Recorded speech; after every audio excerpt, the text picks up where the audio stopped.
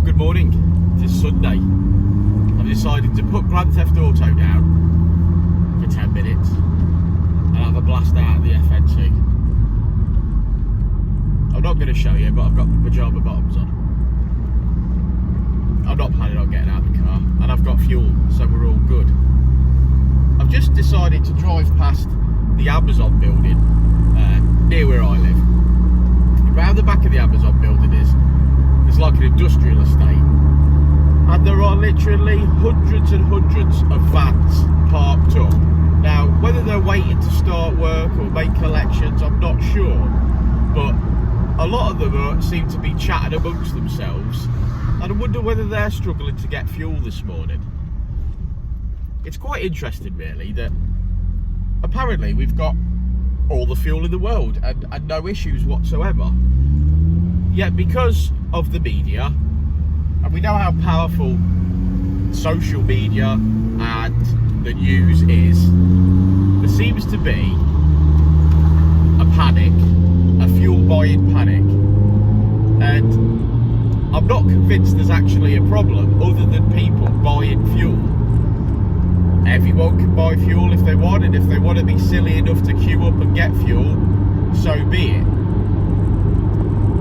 But we have to remember that in this country we have one of the best armed forces on the planet, and we must have thousands of tanker drivers employed by the armed forces. So if there was an actual problem where there wasn't enough drivers or tankers, then the government would have dispatched the army with tankers to deliver fuel around the country. The reason, here's a petrol station that I'm driving past now. It's all vans. Yeah, it's all vans. They're queuing deep. There's, my God, there's about 15 people deep in that queue as it tails off into the actual, even worse than that, I look down the road, there's hundreds of people queuing for fuel. It just makes no sense. If there was a shortage of drivers, that's a broken down van because he's got no fuel probably. If there was a shortage of drivers or tankers, the government would just dispatch the armed forces, they'd go and fill up the tankers, and they just start delivering fuel. The reason they're not doing that is because there's enough fuel to go round. There's not a shortage. We're creating a shortage with panic buying. So if you've got enough fuel to get to work, don't panic, because when you start to run low, okay, let's say instead of being on the fuel light, why not wait till you've got a quarter of a tank left and then go and get some fuel? You might have to queue with everybody else, but you're not panic buying. You're not the problem. The problem is people who are buying as much fuel as possible. I saw a guy fill up his car, then fill up 5 jerry cans. Well, that's insane. That's totally insane. So it's very, very strange. And like I say, I've got fuel. I've got 3/4 of a tank of fuel, so I'm gonna use my fuel up. If there was really a problem, then you will know if there was a problem, because I won't go to work because I won't have any fuel. But that really is not happening. It really isn't. People are mentioning things like food shortages and things like that. There's not food shortages. If you order a pizza from Uber Eats and the guy on the moped can't get fuel, then there's a food shortage. You're not going to go to Asda and see that there's no baked beans. There might be some problems with certain particular types of food, but that goes back to Brexit and COVID and all sorts of stuff, and we're recovering. The country is recovering. This is the first proper week or month where the majority of the nation has been allowed back out to do whatever they want. So because we're allowed to go back out, we're putting miles on the cars, we're going places, we're spending money. There shouldn't be a massive shortage of anything. There really shouldn't. So I'm personally not panicking. I got enough to think about without people being idiotic. So yes, so driving, enjoying some tunes, having a little spin out whilst it is actually dry. It is a bit cloudy, but what do I expect from British weather on a Sunday? You know, you get one day off, so you hope for some sunshine, and fingers crossed it stays okay, so that I can continue to have a little bit of a play out in the FN2, which is doing really, really well at the moment, as per usual. It is looking pretty filthy. But the Cowboy Car Diaries lads have sorted me out a great deal on some quality products. I'm looking forward to learning and getting stuck in it when that stuff arrives. So thank you, Chris and Benji and everybody else behind the scenes that makes that happen. I've got quite a bit of YouTube to catch up on. I've got I see there was a video go live from Gareth at Expression Culture last night, so I'm going to get a chance to watch that. I've got some Cowboy Car Diaries to catch up on. I see that there was a video from Dazar, so I'm really looking forward to watching that with a cup of coffee later. So that's my plan for this afternoon. You know, in between playing Grand Theft Auto, I'm loving gaming again at the moment. It's taking my mind off things. Had a hard ass week this week at Dynodaze. It was a long week.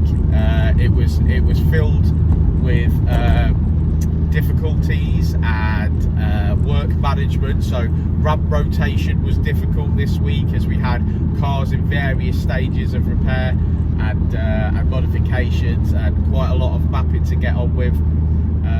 So much so that Richard worked some evenings, and we even worked Saturday afternoon yesterday, mapping a B80 turbo Honda Civic MB6, which was absolutely lush. One of the cleanest cars I've seen, and considering it's one of the older cars that we've mapped, it puts mine to shame. Absolutely puts mine to shame. You could eat your dinner off most of it.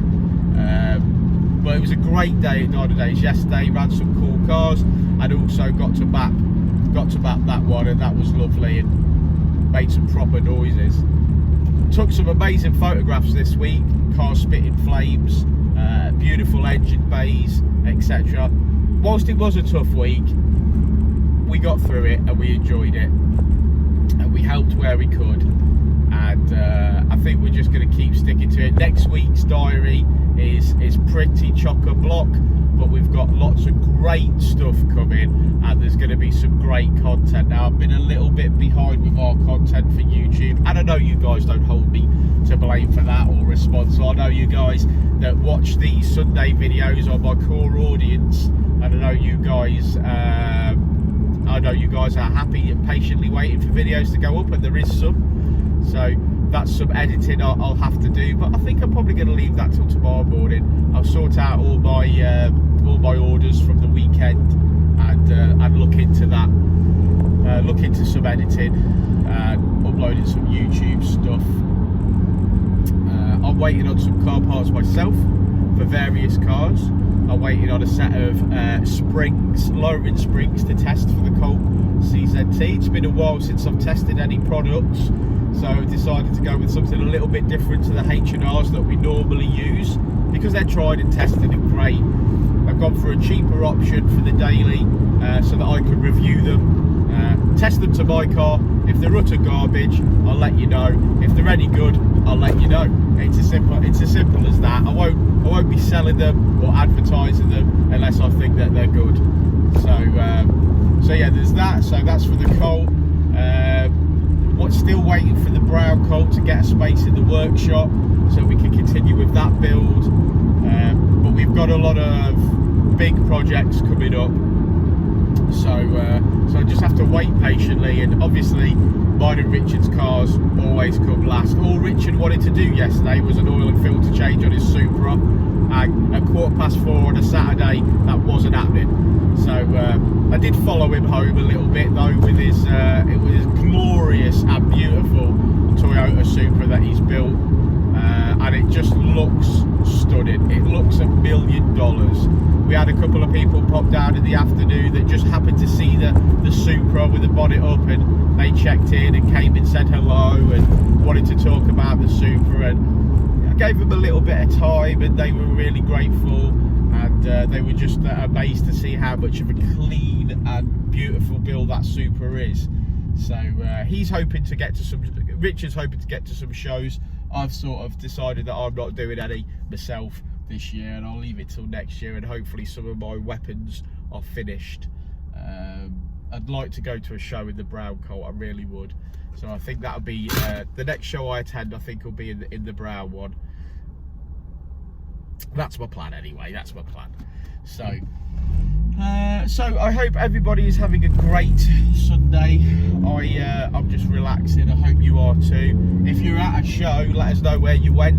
If you're doing something with your car this Sunday, let us know in the comments below. You know, if this is the first video that you catch in the Dynodaze, please consider liking and subscribing and all that jazz. And yeah, just have a great peaceful Sunday, and don't panic, Mr. Mannerings. Don't panic. There's enough fuel for everybody. You don't need to go and buy electric cars or anything like that. So peace out, guys, and stay safe. And I'll see you on a live chat in the morning. See you in a bit. Before, and I'll say it again. Life moves pretty fast.